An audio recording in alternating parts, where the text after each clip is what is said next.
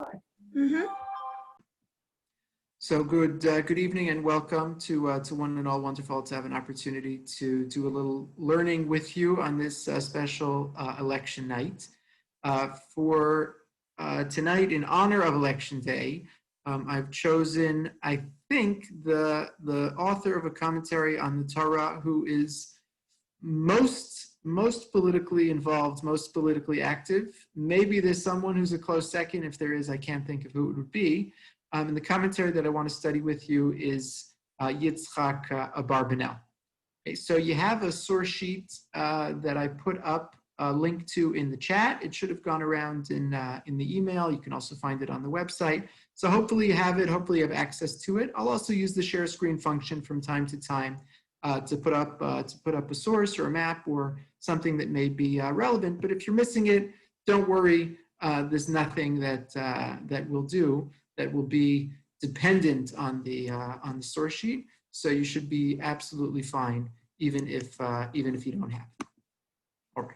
So what I want to do, as we've done in the past, is begin with some biography to get a sense of who this person was, what his life was about, and then in the second half have a chance to engage with the commentary itself.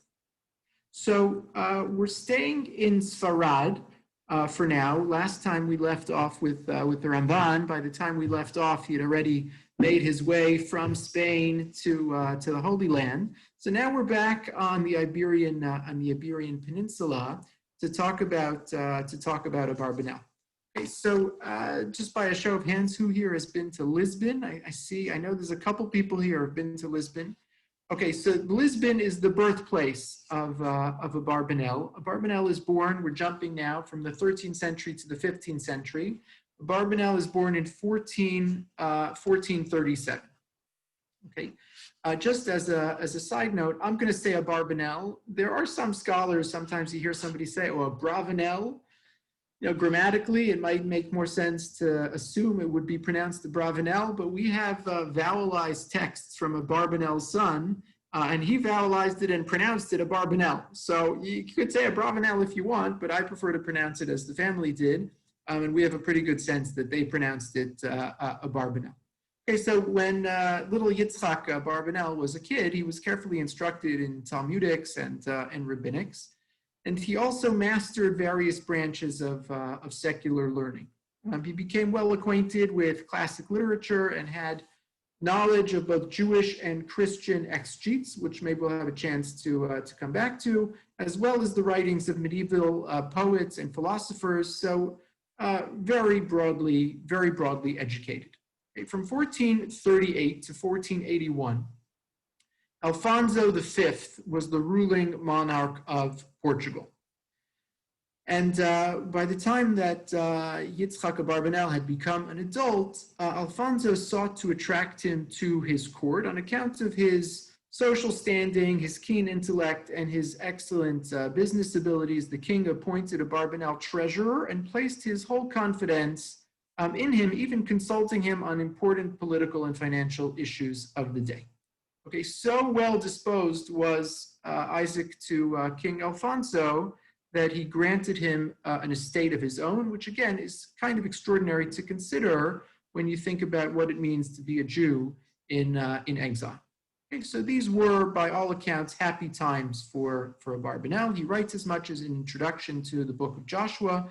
I'll just give you a little quote. He says, "I lived in peace in my inherited house in renowned Lisbon, the capital of Portugal, where God had given me blessing, riches, and honor. I built great houses with large rooms. My house was the meeting place of the wise and learned. I was beloved in the palace of Alfonso, a just and mighty king under whom the Jews enjoyed liberty and prosperity." During one of his campaigns in 1472, Alfonso attacked and captured an African port city called Arzila. And when this happened, there were always captives. Captives would be sold into slavery, and that would be the end of them. There are 250 Jews who were taken captive, and right away, when Abarbanel heard about this, he swung into action. He contributed generously himself to the ransom fund. He personally solicited help from the Jewish communities of Portugal, and he had amassed this astounding sum of 10,000 ducats and was able to redeem almost all of the slaves. And there's some dispute as to the final 30. Maybe he even went above and beyond and was able to redeem all of them as well. Okay. So this was a good time in Abarbanel's life, and this lasted until 1481. Okay, 1481, there's a new sheriff in town. We say in English, John II. I would imagine it was pronounced Juan in Spanish or in Portuguese, as the case may be. And he in no way resembled his father. And his goal, as you can imagine in a new political environment, was to rid himself of the Portuguese grandees in order to create an absolute monarchy. Okay? And his first victim was a man called the Duke of Braganza, Duke Ferdinand of Braganza. He was the third in this line of dukes of Braganza, and actually put a rendering of him on the source sheet, Don Fernando II, the third Duke of Braganza. You can get a sense of what he looked like. Okay, so the king falsely accused the Duke of a secret treacherous alliance with the Spanish sovereigns. He arrested him, tried him as a traitor, and the Duke was summarily executed, and the king took possession of his estate. Barbanel had been a friend and business partner of the Duke. Right away, word got back to Barbanel that he might be in danger. Okay, he was summoned to see the king, and Barbanel was a politically savvy person. He wasn't unaware of the harsh political climate, but he remained confident that this summons was not a threat. He thought, okay, I'm being summoned to the king, and things are going to be okay. At the last moment, before he appeared before the king, an unknown friend appeared and warned Barbanel that his life would be in jeopardy unless he fled the region. Cautioned by the fate of the Duke of Braganza, Barbanel followed the advice of his friend and fled to neighboring Spain. Okay. The king sent mounted military after him, but by that time, Barbanel had already made it over the Spanish border and he was safe. He wrote a letter. He wrote a forthright letter to the king. He said, I'm innocent. There's no wrongdoing. The Duke of Braganza was equally innocent. But of course, the king gave no credence to the letter. He confiscated Barbanel's estate. And that was it. Barbanel could never again return to Portugal. Okay, so 1481, we're now in Spain. Barbanel was able to transfer a portion of his estate to Castile, and eventually he made it to Toledo, of course, a seat of great Jewish community. If you've ever taken a tour of Spain, surely you have visited the city of Toledo. The old city still exists today. So 1484, Barbanel is in Toledo. And you have to keep in mind, the Inquisition is going on, and we know about that, and we'll come back to that in a minute. But these are golden times for Spanish Jewry. Spanish Jewry constitutes by far and away the largest Jewish community in the world in the 15th century. This wasn't some backwater Jewish community. This was the single most prominent Jewish community in the world. So who's running, the most of Spain in the end of the 15th century? So we know from third grade social studies, Ferdinand and Isabella. Okay? And Ferdinand and Isabella get wind of the fact that Barbanel is now a resident of their land, and they want to take advantage of the fact that such a well-reputed statesman and financier is part of their citizenry, and he's pressed again into political service. And he holds some kind of position as treasurer or assistant to the king and queen, as the case may be, from 1484 until 1492, and he uses his political protexia to help fellow Jews from the Inquisition. In his commentary, the Barbanel actually says this was the happiest time in his life. Okay, after the fall of Granada, the Edict of Expulsion was proclaimed on January 2nd, 1492. And this is a translation. Spain resolved that it should no longer afford an asylum to or its soil be polluted by the tread of anyone not professing the Roman Catholic religion. Within 4 months, any Jew unwilling to abandon his or her faith was forced to leave the country. Okay, Barbanel did anything he could to try to stem the tide of the Inquisition, to obtain clemency from the king and queen, even went so far as to offer 30,000 ducats to defray the costs incurred by the Moorish War, all to no avail. 3 months prior to Christopher Columbus' historic voyage, 300,000, this is the best estimate that we have, 300,000 Jews, Barbanel and his family among them, left their country, never to return again. Okay, I have a map. It's not the perfect map, but I did want to just show you to give you a sense of what happens when the Jews leave Spain. Okay. So this is part of a much larger story. The Jews are expelled in 1492. As we know, there's conversos. Not everyone leaves, but over time, most of them leave. So you have, we think around 300,000 who are leaving Spain in 1492, and then they continue to file out slowly but surely over the coming decades and centuries. So where do they go? So, basically they go to North Africa. As you can see, that's, for Jews living in southern Spain, that's an easy destination. If you're living in northern Spain, you can make it to southern France, right? That's a pretty easy destination. Or if you want to get on a boat, you could go to, Italy, various parts of Italy. If you're more ambitious, you could get to the Greek Isles, and you could get to Greece and to Turkey. So that's the dispersion. Eventually you also have some Jews who go, this is more from Portugal, and we'll come back to them in a second, who end up going to places, port cities like Amsterdam and Rotterdam and London, but that's primarily the Jews of Portugal. Okay. So these are the directions that the Jews head when they flee Spain.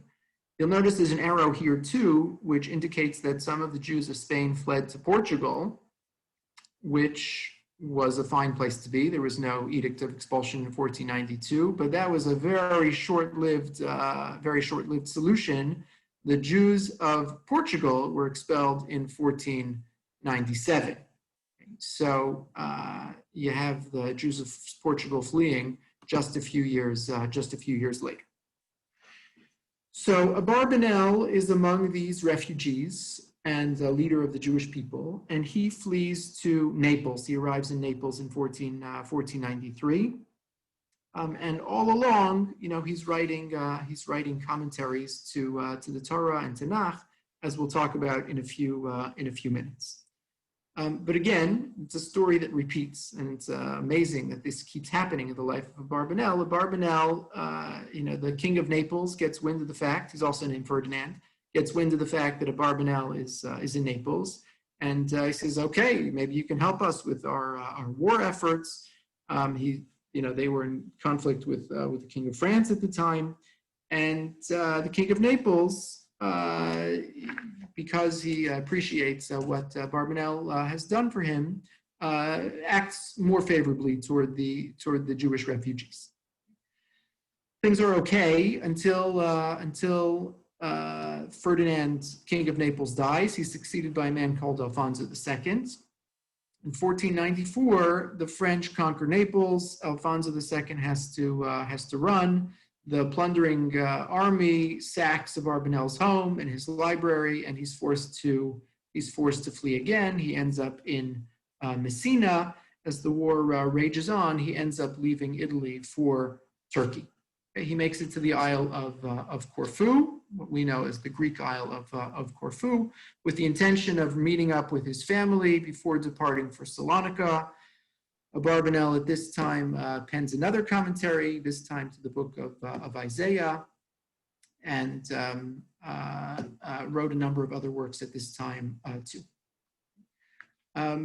Eventually, he heads back to Italy, to a small city called, I think it's spelled Monopoly. I think it's pronounced, help me out, someone? It's not pronounced Monopoly. It's pronounced Monopoly, something like that. We'll put on our best Italian accent, which is like on the heel of the Italian boot. And the Abarbanel writes a number of books at this time as well. 1503, getting to the end, Abarbanel is in Venice, and for the last time, he's again politically involved. The Senate sought his wise counsel, employed him in the negotiation of a treaty between the Republic of Venice and Portugal. Abarbanel ends up dying in the summer of 1508 at the age of 71. He's buried in Padua. It's a bad time to be buried in Padua because the Battle of Padua that year or the following year saw the cemetery laid to waste, tombstones demolished. No record of the remains of Abarbanel's burial place exists today. Okay, so as that was the short version. Okay, much has been written about Abarbanel. He led such a colorful and fascinating life. Again, it's unheard of, right? What does it mean to be a Jew in the pre-modern world, right? Where just to say you're a minority is an understatement, but you're an oppressed minority, right? The whole world is run by enemies of the Jewish people, and the fact that wherever he went, Abarbanel could achieve success as a statesman, as a financier, as a politician, is really just extraordinary. We know him from the commentaries that he wrote to the Torah, to Tanakh. He wrote commentaries to all of Tanakh and a number of other books as well. We know about his commentary to the Haggadah, his commentary to Pirkei Avos. He wrote messianic works. He wrote works of Jewish thought as well. Okay, so let me turn for a second to the commentary of Abarbanel on the Torah, which is going to be our subject for this evening. So what are the key elements that one thinks of when we think about the commentaries of the Abarbanel? Okay, so first and foremost, and this is going to be the piece that we're going to focus on tonight, as I mentioned at the beginning, Abarbanel was steeped in secular knowledge in addition to Jewish learning, and he knew all about Greek learning and Greek philosophy, and he wrote his commentary essentially according to the Socratic method. So we'll see this in action in a minute. But functionally, just in comparison to the two personalities that we've studied so far, so Rashi writes a line-by-line commentary to the Torah. Ramban writes short essays as a commentary to shorter sections of the Torah. Abarbanel zooms out and says, let's look at this particular section. Let's read it together, and I just want to ask the following innocent questions. Question number 1, question number 2, question number 3. And he'll list for you sometimes 4 questions, sometimes 11 questions, sometimes 37 questions, right? A litany of questions about the text. Okay? I had a Rashi joke, a Ramban joke. I have one joke about Abarbanel. As the commentaries get more obscure, the jokes get fewer and fewer, and the quality deteriorates. So the joke about Abarbanel is, do you know why Abarbanel was responsible for creating more heretics than any other author of a commentary to the Torah? And the answer is because of the style of his writing. What happens when you pick up the commentary of the Abarbanel? It's Friday night, you've had a nice dinner, and you want to learn a little bit about the Parsha. So you pick up the Abarbanel and you start reading. And he asks a very important question. How could Moshe do that? It doesn't make any sense. And then you read the next line in the Abarbanel. He says, And not only that, but the fact that Moshe did that, how could it warrant such a punishment? And you're scratching your head and thinking, wow, that's a really strong question. That doesn't make any sense. Then you read the next question and the next, and you're 15 questions in, 20 pages into the commentary. Your head is spinning with doubts and confusion about the text. Nothing makes any sense anymore. And by the time you're up to the answers, you're ready to fall asleep. You close the book, you wake up in the morning, and you're left with only questions, right? And hence the creation of lots of heretics. So as we'll see in a minute, and this gives us a much deeper appreciation for everything that somebody like the Rashi did. In 6 words. So Rashi gives you, a commentary. You could spend the rest of lunch discussing the 6-word commentary of Rashi. Abarbanel, 38 pages later, he's still answering question number 2. Right? He's so prolix and there's so much verbosity that you have to have a lot more patience and a lot more Sitzfleisch to manage the commentary of Abarbanel. Okay? So point number 1, and this might be the most important point, is Abarbanel is about questions. And I'm going to come back to this in a second, as we'll see. Sometimes the questions are the most compelling part of Abarbanel's commentary. Sometimes his answers are good, and sometimes they're not as good, and sometimes the question is much stronger than the answer. But in the world of Torah learning, right, Abarbanel gives us a great tool. And it's actually a very practical one, which is you want to open up the Parsha and generate some questions, generate some controversy, generate some conversation. Start with the questions of Abarbanel because they're great questions. And you might have to search beyond Abarbanel for the best answers, right? He'll make his case and someone else can make theirs. But the questions are amazing. Point number 1, it's all about the Socratic method. It's all about the questions. Point number 2, generally speaking, Abarbanel is interested in the pshat. Not exclusively, but he's functionally a kind of rationalist. He took the time to write an introduction like Ramban, but even more expansively, he wrote an introduction to each book. And he writes kind of in this very modern way that we wouldn't expect for someone writing in the 15th century. And he says, well, who wrote this book? You have a book called Yeshayahu. I'm just making this up. Well, tell me who wrote it. And when did he write it? And why did he write it? And what do we know about the author beyond what's here in this book? And he'll give you his best case for what the book is about, and that's true not just in Tanakh, but in the books of the Torah, as well. Okay. Point number 3 is something we could say to some extent about every one of these commentaries, but originality is a major theme in Abarbanel. Now, I mentioned sort of as opposed to this, Rashi's not trying to be original. Rashi is trying to give you the best means by which to read the text given existing sources. So you have a Gemara and you have a Medrash, and if you put them together or juxtapose one to the next, right, we'll make the text readable given the existing corpus of Jewish tradition. Abarbanel is fully aware and fully conversant in those traditions, and he had mastery over all of those texts. And sometimes he'll tell you, this medrash solves the riddle, and it's the best explanation for what's going on. And sometimes he'll say, this is the classic understanding of how to explain this pasuk. I don't buy it. Let me give you a better explanation.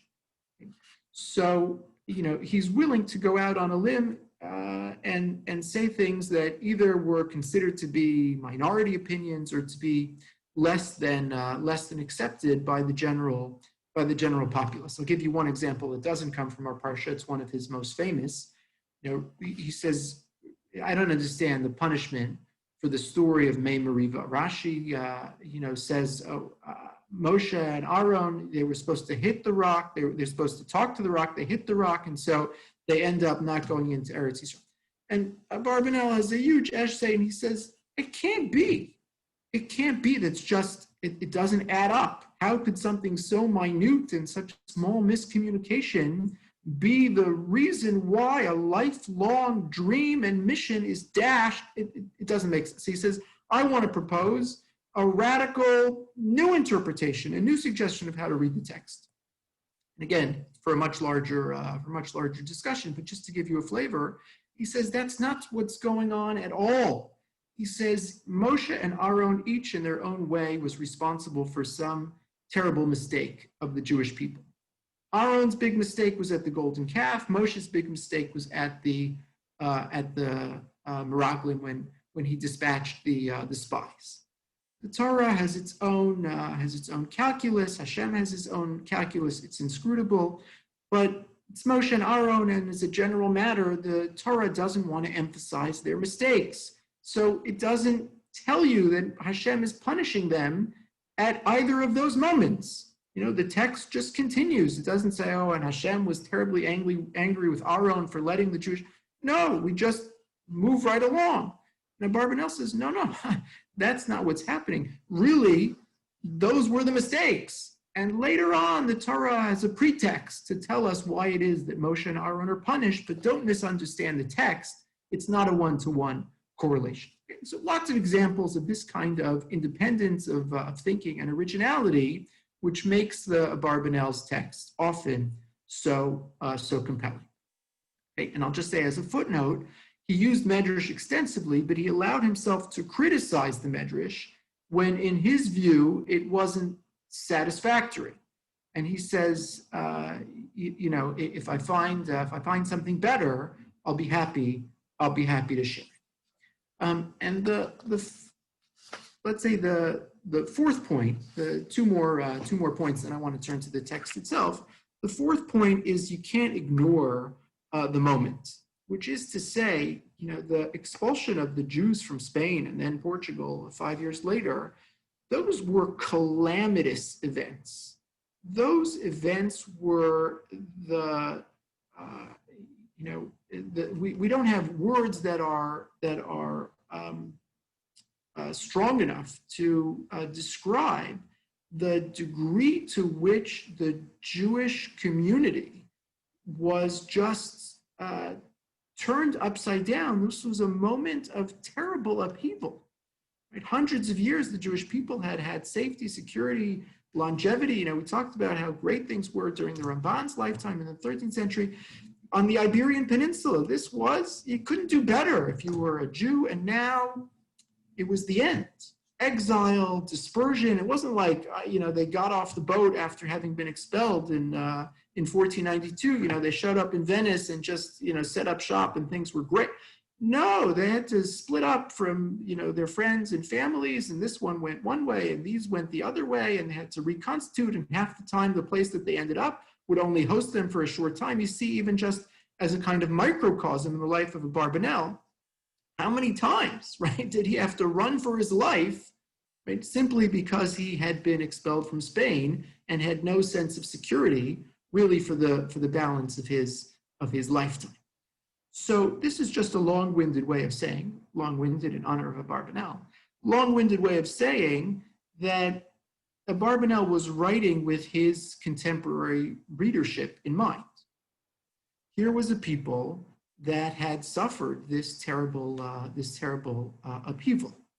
And he wants to give them a sense of hope. He wants to give them a sense that there's a redemption. He wrote a number of treatises independent of his Torah commentary just on what it means when Mashiach is going to come, right? So, you and I don't write books like that because, for better or for worse, how much are we thinking about Mashiach sitting in, a pretty comfortable place at a pretty comfortable time in Jewish history? But 1492, everyone wants to know when is the redemption going to come? So just by way of example, in Perek Lamed of Sefer Dvarim, the Torah tells us that the Jewish people will be scattered among the people, and eventually they'll come back and they'll do tshuva, and Hashem will redeem them. And Abarbanel says, this is a reference to people scattered among the nations. So what does it mean to be among the nations? It means to try to be Jewish among the nations. That's the conversos, right? And he wants to give hope to them too, the children of conversos, the descendants of conversos, what a terrible predicament to be in, to be trying to observe Judaism at a time when to do so means to risk life and limb. And the Abarbanel wants to give hope to those people to say, it's a terrible situation and maybe you had no choice, right? But you don't have to abandon the faith. Hashem says, the Torah promises that redemption will come. Okay, the fifth and final point before we turn to our parsha is, maybe most relevant to Election Day, and that is Abarbanel was very comfortable using his political lens to inform his Torah commentary. So, for instance, most famously, when the Navi tells us in the 8th chapter of Shmuel Aleph that the time has come for the Navi to appoint a king, right? The first king in Jewish people, in Jewish history. So this is a great debate among the Mefarshim. Is it like lechatchila or b'diavad? Did the Torah really envision that monarchy is kind of the best form of government, or is it kind of a concession to a people who want to be like other peoples who appoint kings? And there's a great debate and a whole spectrum one can imagine about how to think about these issues. And Abarbanel had seen it all, right? And he had seen the successes and failures of monarchy. Abarbanel saw other forms of government, like the aristocratic republics of Italy, and he actually thought that form of government, where there was something closer to a democracy, something closer to what he may have called a republic, was in his view much more ideal than a monarchy. And again, this wasn't an armchair politician writing this in the context of his Torah commentary. This is someone who had lived it and seen it and was speaking from firsthand experience. Okay. So with that in mind, let me pause for a second and just ask if there are any questions, and I want to turn to Parshas Vayera. Okay, so I'm not going to put it up on the screen, but if you have the source sheet or if you have a Chumash in front of you, just open for a second to Perek Chaf Aleph. I'm going to just run through the text. It's known to us because it's a well-known story. It's the Kriyas Torah for the first day of Rosh Hashanah. I'm just going to run through it so it's fresh in our mind, and then I want to share with you how the Abarbanel attacks the text. This is the story. Hashem pakad es Sarah kasher amar v'yas Hashem l'Sarah kasher diber. Hashem remembered Sarah as he said he would, and he did as he had said he had spoken. And Sarah conceived, and she bore Avraham a son in his old age at the time which, had been predicted. Lamoed. Yitzchak. And Avraham named the son that was born to Sarah Yitzchak. And Abraham gave the baby a circumcision, just as Hashem had commanded. He was 100 when that happened.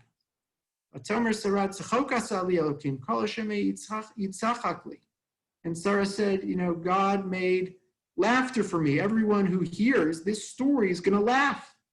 And she said, and she said, who would have said to Abraham that Sarah could nurse a child? For I've borne him a son in his old age. The child grew up and he was weaned. And Abraham made a great party on the day that he was weaned. And Sarah saw the son of Hagar, who had born a son to him, metzachek, making some kind of gesture. And Abraham says you have to expel Sarah and her son. This child of hers is not going to be an heir with my son. The thing was very bad, it was very harsh, it was very difficult for Abraham. conflicting. And Hashem intervenes and says, don't be upset by this. You listen to everything Sarah says. It's going to be Yitzchak. He's the one who is going to be your heir. And this son of Hagar, right, I'm going to make him a great nation too. Abraham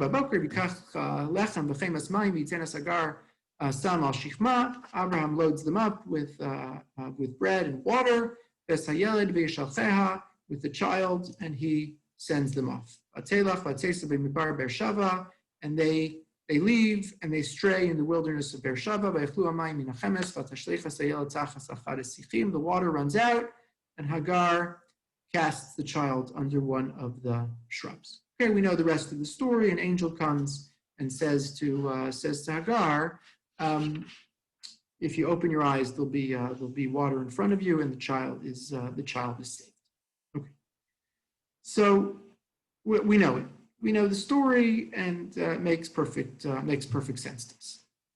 So now I want to share with you how Abarbanel approaches this text. Let me say one more word of introduction. We have in our Chumashim chapters. Okay, so I just said a minute ago, turn to chapter 21, Perek Chaf Aleph. So that is an invention of Christian book publishers, right? Christian printers started printing books, including Jewish books, in the 15th century. And if you asked Rashi, could you just remind me what did you say about Perek Chaf Aleph Pasuk Gimel? Rashi would look at you like you're crazy. He never heard of Perek Chaf Gimel Pasuk Gimel. They didn't talk that way. In the Torah, there are books. So there's the book of Bereshis, and it's a discrete unit. And within the unit, there are what Chazal call parshios. So when we call them parshios, so we say Bereshis, Noach, Lech Lecha. That's one kind of parsha. Parsha just means a section. Those are the macro units. And then there are micro units within each parsha, like Parshas Vayera. So there are parshios, there are units, there are breaks in the text. Right? So you could see what we would call like a paragraph in the column of the Torah. But beyond that, there's no chapters. Right? Chapter and verse, right? That's an invention of the 15th century for people who were interested in printing books. So Abarbanel wasn't moved by any of those considerations. He made up his own parshios, and he'll say, this is my unit. He'll tell you at the beginning, what the unit is constituted by, from pasuk XYZ to pasuk ABC, and that's the unit.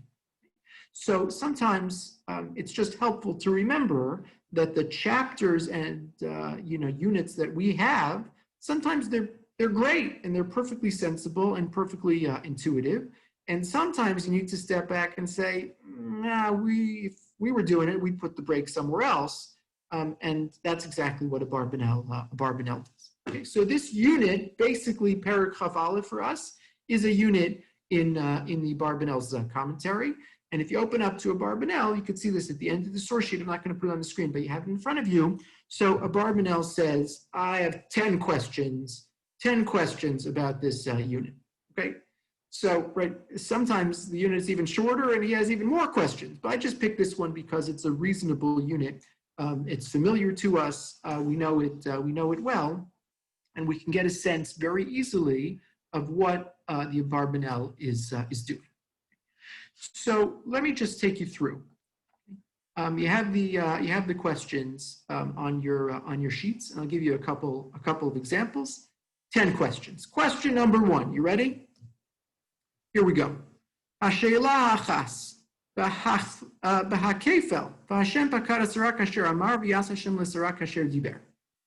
He says, the pasuk repeated itself.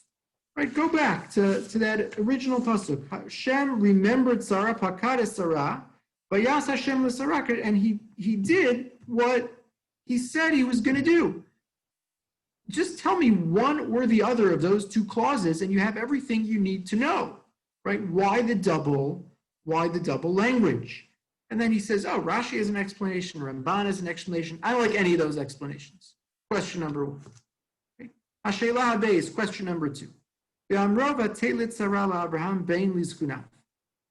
So we translated this as Sarah had a child to Abraham. She gave birth to a child, Abraham, who was Zekunav, elderly, right? So we know that already. We've been following this guy. We met him when he was 75. We know exactly how. So what do you need to tell me? Bain Lizkunav. That's already known. Question number two. Question number three. He says, I'm not making this question up myself. This one comes from the Ran, right? Earlier Spanish commentary. Lama lo kara Avraham shem beno Yitzchak b'yom milaseo. The kara came b'yom hivaldeh. If you read the text, it sounds like Abraham named him on the day he was born. He says, that's not what we do. You ever meet a Jew? We met some Jews. We name our kids at the bris. So what's going on? Right? Why did he name Yitzchak before the bris? Who does that? Question number four. Abraham bein kuf shana bivaldo lo es Yitzchak beno. The Torah says, right, this is its own pasuk, pasuk hey. Abraham ben me'ashana bivaled lo es Yitzchak beno. Barbanel says, you could do without that whole pasuk. He says, we're smart. We know math. The Torah says that Abraham was 99, right, at the time that he had his bris, and 1 year later, he had a son. 99 plus 1. We could figure it out. We got it. What do you need a pasuk in the Torah to tell me Abraham was 100? We know. Question number 5. B'ma'amar tzchok asali Elokim kol hashamea yitzchak li. So the Torah says that Sarah laughed. So that's true. Barbanel goes on to say, but it's also true if you go back and read the end of the previous parsha. Abraham also laughed when Hashem said, you're going to have a child at this advanced age. Abraham laughed and Sarah laughed. So if we're saying someone laughed here, why are we saying Sarah exclusively? Question number 6. V'masha amra mi milel Avraham v'zeh im mipnei sheba ha'ma'amar hu bezulas mekomo v'gam lefi shelo haya la litmoa mi milel Avraham ki Kadosh Baruch Hu ha'malach gam ken kol echad mehem milel zeh la'Avraham. So you have a pasuk that Sarah says, who would have ever said to Avraham, Sarah is going to nurse children? Barbanel said, who would have ever said it? What do you mean, who would have ever said it? Hashem said it, the Malach said it. It was a prophecy. People said this. So stop being so surprised, right? 9 months ago, you got the prophecy, you became pregnant, and now you had a child. It's not a surprise anymore. We knew about this. Question number 7. Lama asa Avram mishteh gadol b'yom higamel es Yitzchak, v'lo b'yom haleda, o b'yom hamila, kimin hagenu hayom. What's this, a weaning party? How old was this child when he was weaned? What do you want to say? There's different interpretations. 2 years old, 3 years. So it's an upshare with the Hasidish. What are they having a party on the day that they wean the child? I don't know. As Barbanel says, I'm looking around. I've seen what we do in the Jewish community. I never heard of such a thing. You want to have a birthday party when a kid is born, you could have a birthday party. You want to make a special Suda when your kid has a bris, you make a Suda when the kid has a bris. It's a Suda's mitzvah. Beautiful. A party for when you wean the child? What is that about? Bizarre. Question number 8. Lama ze bikshar tzedek asar lagarash es Yisrael mibeis aviv v'yosa yodash Avram haya ohev oso ka'ev es ben yirtzeh. Sarah is a very smart lady, a very righteous lady, and she's perfectly aware of how beloved Yishmael is to her husband. So just zoom out for a second. Why is she so insistent that Abraham expel Yishmael from their home when it's going to be so heartbreaking for her husband? Why does she say this? Question number 9. Lama ze biksha Sarah shigaresh Avram gam kenes ha'ama im bina im Yishmael. You want to tell me there's a problem and Yishmael needs to be banished? What Hagar do? Right? Why is she being banished? Question number 9. And finally, question number 10. Lama ze karamach malach elokim el Hagar v'daber ima v'hi lo ha'isa ru'yu l'nevuah. You have to just stop and ask, stop in your tracks and say, the Malach appeared to Hagar. So, there's holy people in the Torah, there's tzaddikim in the Torah, there's people who are prophets in the Torah.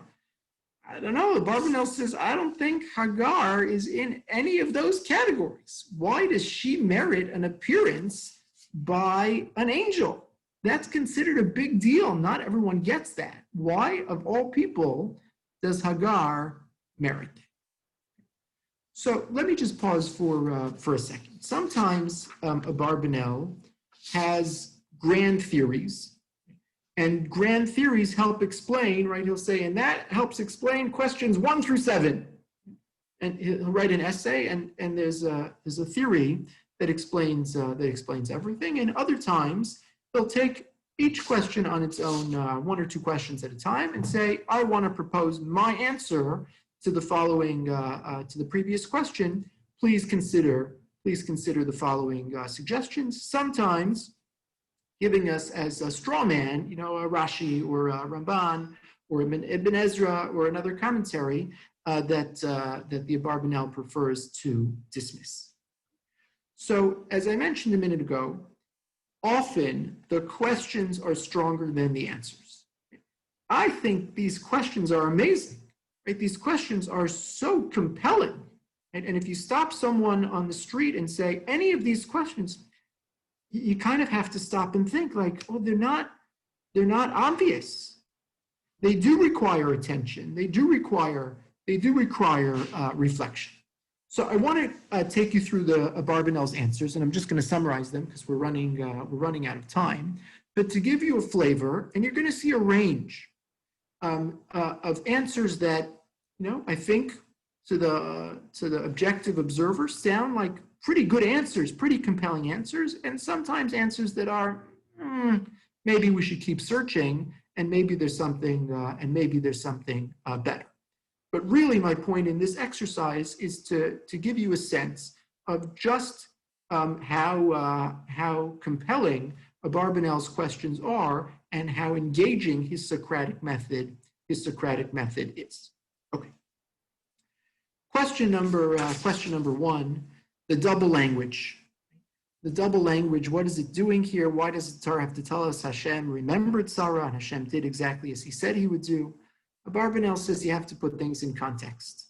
We're just on the heels of the story of Sarah's abduction by Avimelech.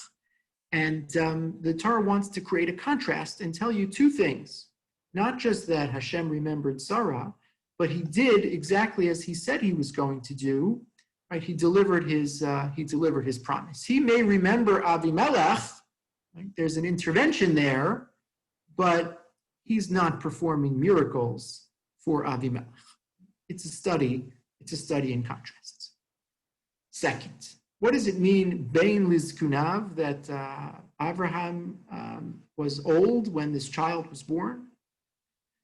Barbanel says, and this actually is a concept that the Ramban brings up often. Barbanel says you have to understand something about the context of the ancient Near East. There was always a younger child who had the special responsibility of caring for the elderly parent. That it's the Ramban actually says this. This is the meaning of Yaakov's relationship to Yosef. What does it mean that Yosef was a Bein Lizkunav in his old age, right? It's particularly bizarre in that case because there's a child who was born even later called Binyamin, at which point Yaakov was even older. So what does Bein Lizkunav mean? No, so Ramban and Abarbanel reflecting on that here says, that's not what it means. It means that this was the child who was chosen with the special responsibility of caring for the father when the father was aged. That's why Yosef was still around when his brothers had gone off to shepherd the sheep. And that's what the Torah is telling us. Abarbanel says, there's 2 children here. there's Yishmael, and now there's Yitzchak, and right away the Torah says, the special one, the preferred one, we didn't know this. The one who's going to take special care of Abraham in Abraham's old age, that's going to be the Bein Lizkunav, that's going to be Yitzchak. Third question. Abarbanel says, the question of the Ran, why name Yitzchak on the day of his birth? Why not name him on the day of his bris? Abarbanel says, I don't buy the question. Go back and read the pasuk. It's not what it says. He says, verse 3, Vayikra Abraham Hashem beno nolo lo asher yaldo lo Sarah Yitzchak. Hashem named the child, sorry, not Hashem. Abraham named the child Yitzchak. Vayamal es Abraham es Yitzchak beno ben shmonas yamim kasher tziva osa Elokim. He gave him a bris on the 8th day, just as God commanded. Kasher tziva osa Elokim qualifies not just pasuk Dalid, but pasuk Gimel as well. Everything happened as God commanded on the 8th day, namely the naming and the bris. And so it was our misreading, it was our mistake. We read it too quickly. If you go back and read it correctly, Abarbanel says, no, this is just the classic Jewish tradition of naming the baby on the day of the bris. Question number 4. Why tell us that Abraham is 100 when all this happens? To emphasize, Abarbanel says that even though he was 100, he still went through with performing what would have been a difficult decision to perform bris milah, circumcise a child, and endanger the child. Right? I don't have to tell you, right? Infant mortality rates even 100 years ago were astronomical. Imagine what they were 3,000 years ago. To perform a circumcision on an 8-day-old child, that's a big deal. Abraham had waited 100 years, and this child, right, to be put in danger, Abraham does it anyway. Okay? I prefer to put this in the category of like, not that compelling. Right? Maybe there's a better explanation, but it's something. And again, even if the question is stronger than the answer, the question moves the conversation forward. Why is laughter attached to Sarah? Didn't Abraham also laugh? Abarbanel says to tell you that the miracle wasn't about him. It was true that Abraham was 100 and Sarah was 90 when this child was born. But Abarbanel says, and right, this is the rational, he says, go look at the next part of the text. Right, Abraham has lots more children. He goes and marries Keturah at the end of his life. Maybe that's a separate person, maybe that's Hagar. Whoever it was, right, Abraham had no problem fathering children at an advanced age. Right? The laughter is singularly about Sarah because it was about her. She was the one who the Torah describes as being unable to have a child. The miracle was about her. It wasn't about him. This pasuk, Sarah says, "Mimi lela." Who would have said to Abraham that Sarah could nurse a child? And Abarbanel said, "What do you mean? Who would say that? Hashem said it. The Malach said it." Abarbanel says, "No, you read it too quickly." Like, she didn't say, "Who would ever dream that Abraham could have a child?" The pasuk says, "Who would ever dream that Sarah could nurse a child?" The Torah wants you to know that there's 2 miracles here, Abarbanel says. You'd never dream of this, right, without Abarbanel pointing this out. He says one miracle is to have a child at an advanced age. There's a second miracle to be able to care for that child, to be able to nurse that child at an advanced age. Right? It's not the same thing. It's not maybe even related. So the Abarbanel says, I want you to know, right, the Torah is telling you, don't let it be lost, right, that there's a second miracle here, that Sarah was not only able to conceive and have a child, but that she was able to nurse the child. And that, he says, is the answer to the next question. They go together. Why a party for weaning the child? Because it was a celebration of another miracle. Right? One is the birth of the child. The second is the miracle that Sarah was able to care for the child and bring the child up to an age where it could survive, where he could survive on his own. Why banish Ishmael when it was so painful for Abraham, and why banish Hagar if she hadn't done anything to deserve it? Abarbanel writes a long essay here. The short version is that The idea was to make sure beyond a shadow of a doubt that Yitzchak would be the principal heir and there could be no dispute. If Hagar stayed, right, and outlived Sarah, who knows how things could play out after the death of Abraham? There had to be incontrovertible evidence that Abraham had designated Yitzchak as the sole heir to his spiritual legacy. To leave either Hagar or Ishmael in Abraham's home would be to leave open the possibility that the legacy of Abraham could be disputed or challenged upon Abraham's death, and Sarah wanted to conceive of a plan that would preempt such a possibility and ensure beyond any possible doubt that Yitzchak would be the heir.